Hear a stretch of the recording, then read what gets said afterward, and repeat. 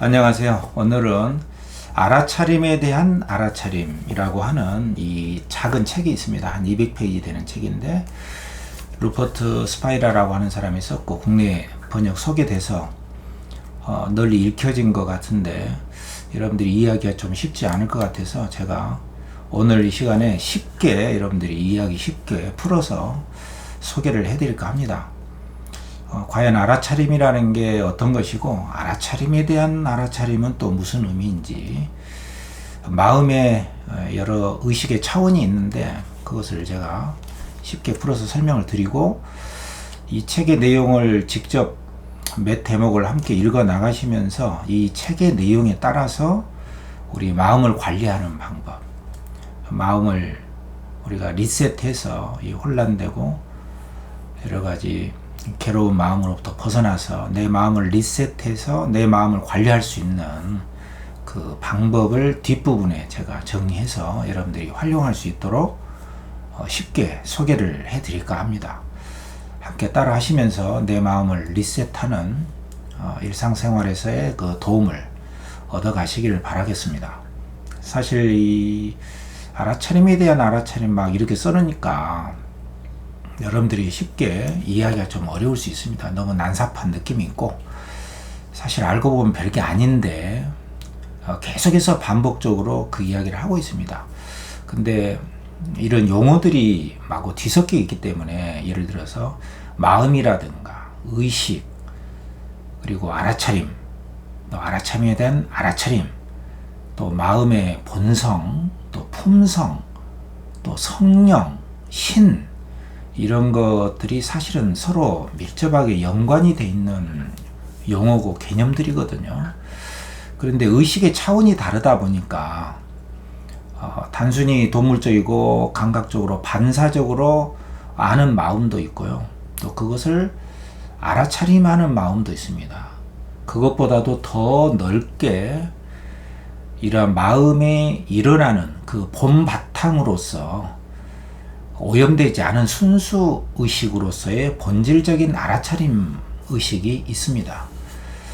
더 확장하자면 이 물질계에도 의식이 흐르고 있기 때문에 나와 남이 구별되지 않는 거대한 의식의 흐름으로서의 순수 알아차림도 있다. 먼저 이 말씀을 드리고 그런데 이런 용어들이 막 섞여 있기 때문에 여러분들이 이해하기가 이런 책을 읽으면서 쉽지 않을 수도 있겠다 그런 생각도 듭니다. 그러나 그렇게 어려운 내용은 아닙니다. 초기 불교에서도 마음을 드러내는 용어들이 마구 막 여러 가지가 나오거든요. 그래서 한자어로는 심, 마음심인데 그걸 찢다라고 빨리에서는 하고요. 의, 뜻 의자 있지 않습니까? 그걸 마노라고 하는데 빨리어로는 마인드, 영어의 마인드에 해당하는 말이고 또 식 있지 않습니까? 의식할 때 알식자, 말씀 언변에 알식이 있는데 아르말입니다. 막 분별하고 따지는 그 식인데 그것을 윈야나라고 해요. 빨리어에서는. 그래서 한자어로도 심의식 이렇게 나눠져서 있는데 사실은 의식의 차원을 이렇게 달리 쓰는 용어들입니다. 그리고 우리가 본능적으로 거기에 빠져서 이끌려서 괴로워하는 오염된 색칠해진 마음도 있고 그것을 물러나서 관찰하는 위파사나에 그 떨어져서 보는 사티로서 보는 알아차림이 있습니다. 그리고 그보다 더 넓은 알아차림이 있는데 그것을 우리가 알아차림에 대한 알아차림이다. 앞에 알아차림은 부분적인 경험 대상들에 대한 알아차림이고 뒤에 알아차림은 이런 부분적인 경험을 알아차리는 것보다 훨씬 넓은 우리의 마음의 본바탕에 깔려있는 순수한 본질적인 알아차림 상태에 우리가 이미 현존하고 있다. 이 점을 스파이라는 줄창 내내 강조를 하고 있습니다. 이런 것들은 이제 사실 이 책의 한계라고도 볼 수 있고 장점으로도 볼 수가 있거든요. 초기 불교의 사념처 같은 데에서는 신수신법에서 몸, 느낌, 마음, 온갖 현상들, 신수신법을 부분적인 경험의 대상들을 알아차림을 계속 지속시키고 개발해 나감으로 인해서 정말 그 순수 의식으로서의 그 알아차림의 마음의 본바탕으로 안내에 가는 순차적이고 차제적인 수행법을 굉장히 정교하게 발달시켜 왔습니다. 근데 스파이랄은 그런 점들을 상당히 그 오염된 마음으로 부분된 경험 대상을 의식하는 알아차림으로 한꺼번에 몽땅 처리를 해버리는 간과한 점이 있어요. 그 점은 한계입니다. 여러분들 이 말을 조금 이해하기가 어려우실 수도 있는데 어쨌든 한계가 있다. 그리고 곧장 마음으로 들어가서 마음을 회복할 수 있는, 우리가 오염되기 이전에 거울과 같고 바다와 같고 허공과도 같은, 또 영상의 스크린과 같은 어떤 오염되지 않은 색칠된 마음이 제거된 본래 그 마음으로 돌아갈 수 있어야 된다. 그 점을 출창 강조를 하고 있는 겁니다. 그래서 부분적인 경험 대상을 알아차림에 대한 전체 의식으로서의 알아차림, 이 점을 강조하고 있는 셈이거든요. 어쨌든 이 부분을 제가 쉽게 풀어서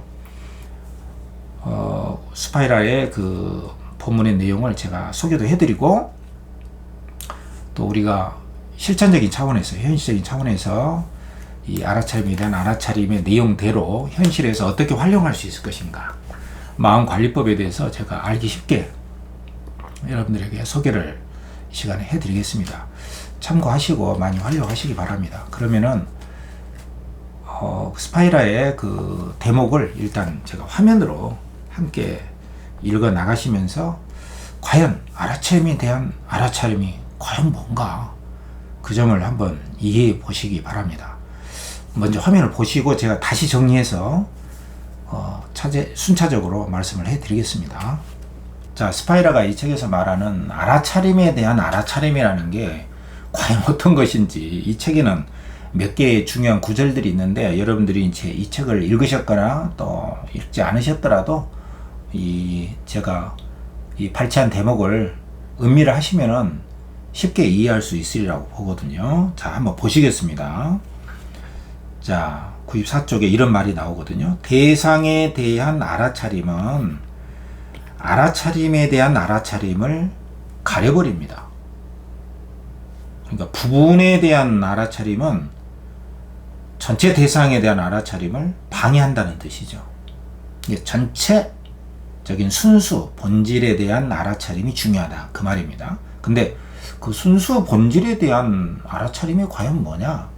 그 점을 우리가 이해를 잘 하셔야 됩니다. 이것은 어쩌면 선불교의 어떤 본래 면목으로 바로 그 본래 오염되지 않은 마음이 있다, 그 자리로 돌아가라, 그 말하고 상통하는 말이거든요. 계속 한번 읽어보겠습니다. 한번 음미해 보세요. 대상적 경험으로만 향하기 마련인 마음의 주의를 내면으로 향하도록 해서 스스로의 본래적이고 실체적인 모습을 발견하고자 하는 것이 직접적인 길이다. 마음의 본바탕, 모든 마음들이 일어나고 있는 그 오염되지 않은 마음의 본바탕으로 바로 들어가라. 그게 직접적인 길이다, 이런 이야기예요. 또 무한한 알아차림의 실제를 보게 되는 것은 외관상 개별적인 자아나 에고가 죽거나 소멸할 때입니다. 이를 선에서는 위대한 죽음이라고 부르며, 자신의 진정한 본질에 안착하게 되었는지를 어떻게 알 수 있느냐는 질문에 이렇게 대답했다. 당신이 생각, 감정, 감각, 자각에 더 이상 이끌리지 않게 되었을 때입니다. 그러니까 오염된 마음에 이끌리지 않을 때, 오염된 마음은 부분에 경험된 대상에 주의를 기울일 때, 거기에 빠졌을 때나 부분적인 대상만 알아차림을 할 때, 그때는 전체적인 순수의식을 놓치게 된다는 거예요. 그래서 자기 중심의, 에고 중심의 어떠한 생각, 감정, 욕구, 이런 것들이 사라질 때 전체 순수의식으로서의 참나, 참마음이 드러난다. 그게 바로 본질적인 알아차림의 본질이다, 그런 이야기거든요. 또 여러분들 이해를 돕자면 이런 구절들이 또 나옵니다. 스크린의 활동이 영화이고 바닷물의 활동이 해류이듯이 알아차림의 활동이 곧 마음입니다. 이 마음이 스크린이라는 것이죠. 오염되기 이전에 수많은 영상들이 거기에 나오지만 그 마음의 본바탕에는 영상들의 본바탕이 펼쳐지고 있는 스크린이 우리의 마음의 본바탕이다. 그런 이야기예요. 이처럼 마음은 알아차림이 움직이는 것이고, 이때 알아차림이라는 것은 경험적 대상에 대한 알아차림이에요. 이건 제가 해설을 해놓은 겁니다. 알아차림은 마음이 쉬는 겁니다. 이때 알아차림이라는 것은 그 본바탕, 어떤 일어난 마음, 반응하는 마음, 어떤 오염된 마음들, 색칠하는 마음이 사라진 그 순수 본바탕의 마음을 말해요. 그러니까 여러분들이 이런 것들을 이해하기가 쉽지 않죠. 똑같이 알아차림으로 썼기 때문에. 무슨 말인지 이해되시죠? 자, 또 이런 구절이 나오거든요. 마음은 알아차림이 스스로를 색칠하는 활동입니다. 여기서 알아차림은 또 대상에 이끌리는 오염된 마음이에요. 오염된 의식이에요.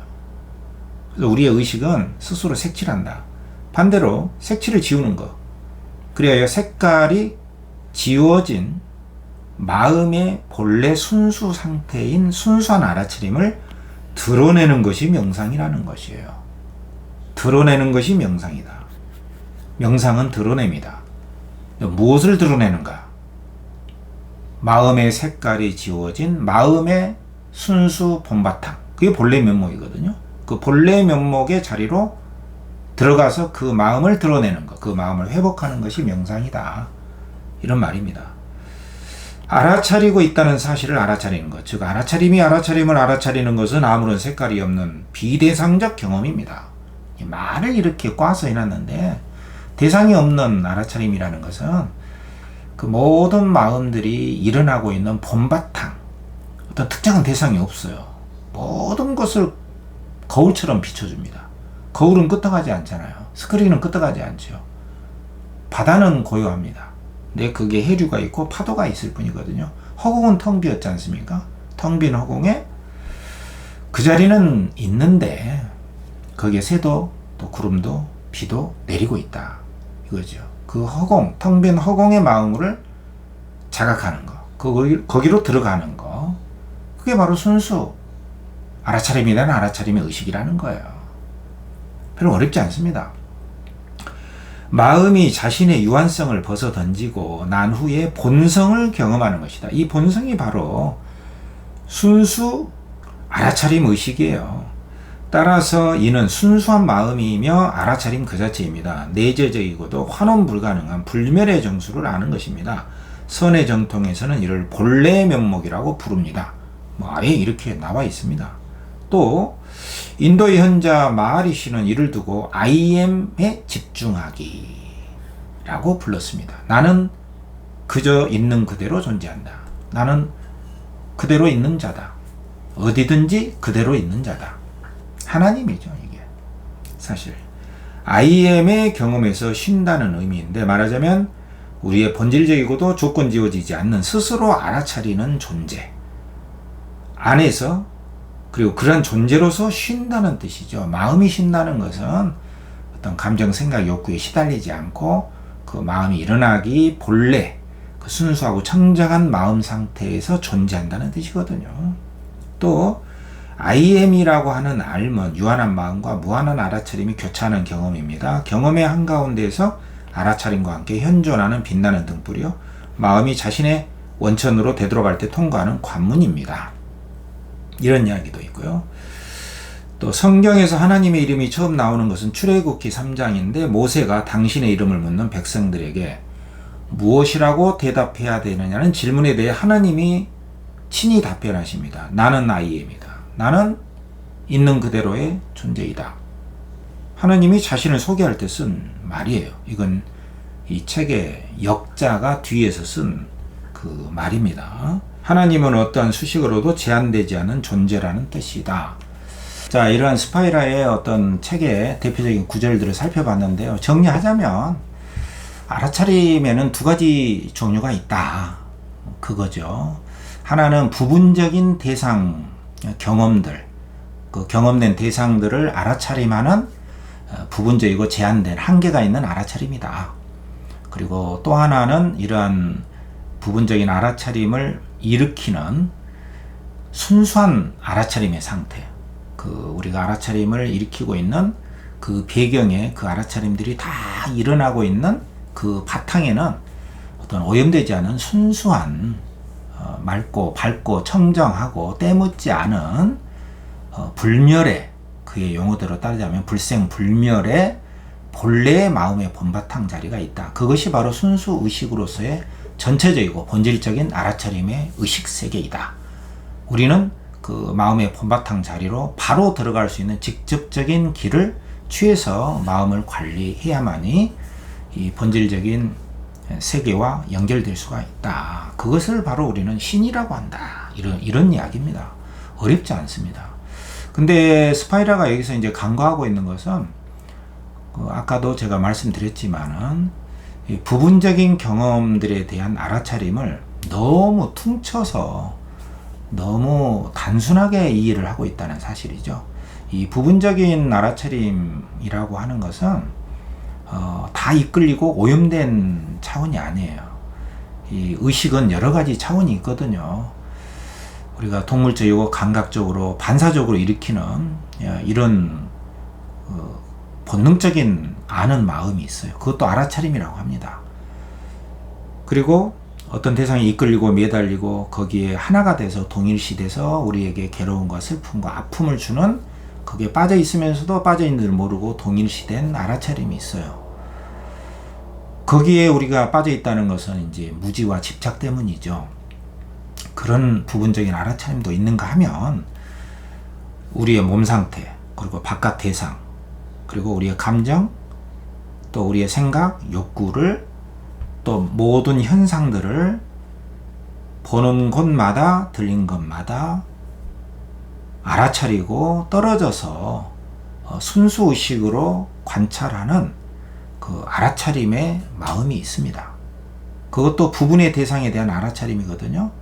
그래서 사념처라고 하는 신수심법, 몸, 마음, 또 느낌, 모든 현상들을 가리키는 이런 부분적인 알아차림의 마음을 개발할 때의 그 부분적인 경험 대상에 대한 알아차림이라고 하는 것은 전체적인 순수의식의 알아차림하고 그렇게 다르지 않습니다. 근데 이 점을 스파이라는 부분적인 경험 대상에 대한 의식으로서의 알아차림을 전부 다 부정을 하고 본래 오염되지 않은 전체 순수의식으로서의 알아차림으로 바로 들어가라. 이제 이 말을 한 셈이죠. 어쨌든 뭐 한계이자 강점이기도 하고 선불교의 그 본래 면목을 곧바로 회복해라 이런 말하고도 상통하기 때문에 어쩌면 더 강력한 힘을 지닐 수도 있고 단순해서 좋다. 말하자면 우리가 마음이 괴로울 때 바로 본바탕으로 들어가서 나에게 때묻지 않은 청정한 본래 마음이 있지. 그것을 잊지 않고 그게 사띠라고 합니다. 사띠의 또 하나의 측면이죠. 기억하다, 잊지 않음. 그것을 잊지 않고 괴로울 때마다 본바탕으로 들어가서 가서 마음을 쉬는 것이죠. 거기에는 아무것도 없으니까요. 무슨 말인지 아시겠죠? 이것이 이 사람이 가르쳐주고 있는 우리가 현실적으로 마음을 관리하는 방법이기도 합니다. 제가 조금 있다가 다시 정리해서 여러분들이 알기 쉽게 제공해 드리겠습니다. 그래서 이 비유적으로 말하자면은 이 마음의 본바탕을 알기 쉽게 비유하자면은 한 4가지 정도인데요. 하나는 거울입니다. 거울에는 우리의 마음의 본바탕이라고 하는 그 자리는 비춰주기만 하지 거기에 물들지 않습니다. 거기 때가 묻어도 지우기만 하면 모든 것들이 거기에 비춰지지만 그 거울이라는 본바탕은 물들지 않고 오염되지 않죠. 그것이 바로 순수 본질적인 알아차림 자리라는 것이에요. 또 하나는 이제 허공이죠. 텅 빈 허공에는 아무것도 없습니다. 그 자리 그대로 있는 거죠. 여여하게. 그러나 거기는 새도 지나가고 구름도 지나가고 뭐 비도 내리고 그래요. 그렇지만 그런 것들이 있다 하더라도 그 허공 자리는 그대로 있는 거, 오염되지 않은 상태로 모든 걸 포용하고 수용하지만 그대로 있는 거. 그게 바로 우리 마음의 본바탕 자리다. 그게 바로 우리 마음의 성품이요 본래 면목이다. 그런 비유로서의 그 허공이 있고요. 또 하나는 스크린이죠. 스크린. 영상이 온갖 영상들이 막 잔혹하고 사랑하는 장면들이 펼쳐지지만 우리는 거기에 몰입돼서 빠지기도 하고 함께 울고 웃기도 하지만 그 영상들이 펼쳐지는 하얀 스크린 자리는 오염되지 않죠. 모든 영상들이 그 위에 펼쳐지는 것이죠. 그러나 그것은 지나가기 마련이고 흘러가기 마련이고 한번 일어났다가 사라지고 마는 것이어서 그 하얀 스크린 자체는 변함없이 그대로 여여하게 있다. 이것이 본질적인 순수 알아차림의 의식이라는 점이에요. 그리고 또 하나의 비유는 바다죠. 거대한 바다에 알아차림의 바다 속에 우리는 있다는 거예요. 그 거대한 고요한 바다는 늘 그대로 있습니다, 사실. 그러나 가까이서 보면은 잔잔한 일렁임이 늘 일렁이고 있고, 막 파도도 치고, 막 폭풍도 내리고 그러지 않습니까? 그러나 그 고요한 바다는 늘지도 줄지도 않고 그대로 있습니다. 물론 이제 거대한 차원에서 보면 그것도 약간의 움직임은 있지만, 크게 보면은 우리가 돌고 돌았으나, 일평생을 돌고 돌았으나 한 걸음도 움직인 바가 없다. 그런 생각을 우리가 어떤 그 사망 직전에는 갖지 않을까요? 그래서 늘 변하고 있는 것 같지만 변하지 않는 그 자리가 우리 순수한 본성으로서의 마음의 본성, 마음의 성품으로서의 본래 자리, 순수한 알아차림의 의식 자리다. 이게 바로 그것을 잊지 않고 깨닫는 것이 바로 우리의 마음 관리법이다 라는 것이 이 스파이랄가 말하는 직접적인 길이고, 현실적으로 우리에게 도움되는 그 마음의 알아차림에 대한 알아차림으로서의 그 의식을 회복하는 것입니다. 그래서 마음을 리셋하는데도 상당한 강력한 힘을 지닐 수가 있기 때문에 여러분들에게 소개를 한 것이고요. 그러면 마지막으로 제가 여러분들에게 이 알아차림에 대한 알아차림의 이 책을 기초로 해서 어떻게 현실적으로 활용할 수 있을 것인가, 그걸 제가 알기 쉽게 또 소개를 하고 마무리를 할까 합니다. 화면을 한번 보시죠. 자, 이 알아차림에 대한 알아차림으로 내 마음을 관리하고 리셋해서 새 출발을 하고 날마다 새롭게 힘있게 살아가는 방법을 실천하시려면은 이런 단계를 거쳐서 하시는 게 좋을 것 같습니다. 자, 자신에게, 내 의식에게 이렇게 물을 수 있어야 됩니다. 첫 번째는 지금 내 마음이 색칠되거나 먹칠한 상태인가? 지금 내 마음의 날씨와 같은 내 마음이 어떤 색깔로 칠해져 있는가? 그 색깔은 어떤 색깔인가? 먹칠된 상태 아닌가? 완전히 망가져 버린 그런 상태인가를 내 마음을 점검하는 것이죠. 또 어떤 대상에 이끌리거나 어떤 사람이 했던 말이나 어떤 사람의 행동이나 또 그게 들러붙은 마음이 있는가? 이걸 나한테 묻는 거예요. 지금 이 순간. 또 내 에고의 무지함이나 집착이 있지 않는가? 이것을 나에게 내가 묻는 것이에요. 이게 리셋할 수 있는 첫 번째 단계입니다. 이 단계를 거치는 게 좋습니다. 나에게서 출발해서 나에게로 마무리가 될 수 있도록 해야 되는 거죠. 자, 두 번째는 이 중에 하나의 질문을 하시기 바랍니다. 나에게 색칠해진 마음이 있는가? 먹칠된 상태인가? 그건 어떤 색깔인가? 어떤 대상에게 매달리거나 끌려 있는가? 그것은 내 에고의 무지와 집착 아닌가?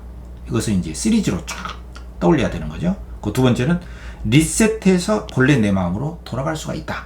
이거는 일종의 믿음이에요. 여러분들 그걸 증명할 수가 없잖아요. 이건 체험을 통해서 알아야 되는 것인데, 여러분들 그걸 잘 이해될 수도 없고 체험할 수 없다면 그냥 믿음으로, 오직 믿음으로라는 것은 진정한 의미가 이런 뜻이에요. 리셋해서 내 마음의 본성으로 나는 돌아갈 수가 있다. 나에 의해서 색칠한 것이니, 나도 모르게 색칠되어진 것이니 나는 내 마음의 본성으로 돌아갈 수 있다. 이걸 그냥 믿는 거예요. 그래서 오염되기 이전의 마음으로 돌아가 회복할 수 있다. 또 일어난 마음 반응이나 색칠된 마음도 나에 의해서 색칠된 것이니 내가 지우개로 지울 수가 있다 라고 하는 마음을 일으켜야 된다는 거예요. 이게 대승귀신입니다. 사실은 대승귀신론이라는 책 있잖아요. 마음을 일으킨다는 뜻이에요. 이게 그 다음에는 이제 나는 본래 내 마음으로 돌아갈 수 있다. 오염된 이전의 내 마음, 청정한 마음을 회복할 수 있다. 이 생각을 하셔야 되는 것이고요.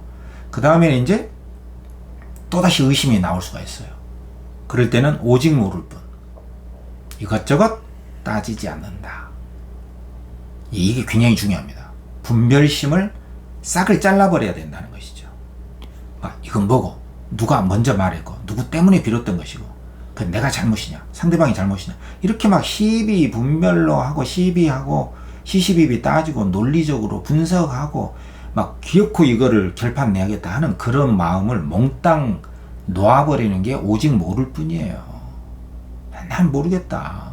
알 수 없다. 알 수 없는 그 상태로 들어가라는 거예요. 그래서 몽땅 지워버리는 겁니다. 오직 모를 뿐이라는 것은 시비하는 마음을 지워버리고 놓아버리는 거예요. 그 분별심을 내려놓고 쉰다. 마음이 일어나기 이전에 본바탕 마음으로 들어가서 쉰다. 그래서 이제 이게 또 정 안 되면 이미지를 떠오르는 거예요. 이미지를. 그래서 아까 말씀드렸듯이 나는 하나의 거울일 뿐이다. 거울이는 모든 걸 비추죠. 수용하죠. 비치기만 하는 겁니다. 거울처럼 있는다. 허공처럼 텅 비어있다. 그 자리로 들어가는 거죠. 거대한 고요의 바다로 바다다. 나는. 오케이. 거대한 고요한 바다이다. 나는 또 스크린이다. 그래서 네 가지 중에 하나를 택해서 여러분들이 가장 쉬운 걸 하세요. 네 가지 중에. 아, 나는 텅 빈 허공이야. 나는 스크린이야. 나는 거울이야. 나는 거대한 바다야. 고요한 바다야. 또는 오래된 연못이야. 이전 영상에서 오래된 연못 하나 개구리가 뛰어든다. 첨벙하는 물소리. 거기에 제가 소개해 드렸지 않습니까? 그 영상도 한번 참고하시고, 자, 이 네 가지 이미지 중에 하나를 떠올려서 그 속으로 들어가라는 거예요. 거울 속으로, 허공 속으로, 거대한 고요한 바다 속으로 바다가 돼서, 바다가 되는 거죠. 스크린이 되어보는 것이죠. 그래서 마지막에는 본래 면목의 순수한 알아차림 의식으로 들어갔죠? 그 다음에 다시 현실의 경험 대상을 보는 거예요. 거대한 허공의 입장에서 상대를 보고 내 몸을 보고 내 감정, 생각, 욕구를 보는 것이에요. 새롭게 보입니다. 이게 바로 리셋해서 거듭 새롭게 보는 것이 되는 거예요. 그래서 있는 그대로 놓아두고 본다. 감각, 느낌, 감정, 생각, 욕구들을 차분하게 허용하면서 본다. 본래 알아차림의 마음으로 본다. 이거죠. 그래서 여러분들이 이러한 단계를 거치면서 지금 말씀드린 그 단계를 딱 거치면서 본래 순수한 내 마음으로 리셋해서 혼란되거나 괴로운 마음을 쉬고 본래 청정심을 회복할 수가 있다는 것입니다. 근데 이런 이제 단계들이 또 너무 복잡하다 그러면은 이 책에서 말씀드린 대로 그냥 곧장 나에게는 순수한 오염되기 이전에 순수한 본래 알아차림 의식이 있다. 그렇게 하고 이미지만 떠올려서 마음을 쉬는 방법도 좋습니다. 곧장 마음으로 들어가는 거죠. 본래 면목을 찾는 방법이 되겠습니다. 그래서 오늘은 여러분들에게 이 알아차림에 대한 알아차림 이 내용인데 뭐 그렇게 어려운 책이 아닙니다. 그렇게 난해하고 심오하지도 않습니다. 사실은 그냥 그 마음의 관리법에 대한, 여기서는 마음 관리법, 리셋 이런 말을 안 썼지만 어떤 명상의 하나의 방법이다 이렇게 생각하시고, 제가 오늘 알기 쉽게 요약해드린 이 내용들을 자기 것으로 좀 만들어서 여러분들이 날이면 날마다 들어오는 마음들이 있지 않습니까? 그 마음들을 리셋해서 다시 허공과도 같이 거울처럼, 거대한 고요한 바다처럼, 또 스크린처럼 그 순수한 오염되지 않은 그 이전의 순수한 알아차림 의식을 잊지 않고 떠올리시면서 날마다 새롭게 출발하시면서 힘을 얻어서 살아가시는데 도움이 되시기를 바랍니다. 오늘 여기까지 하겠습니다.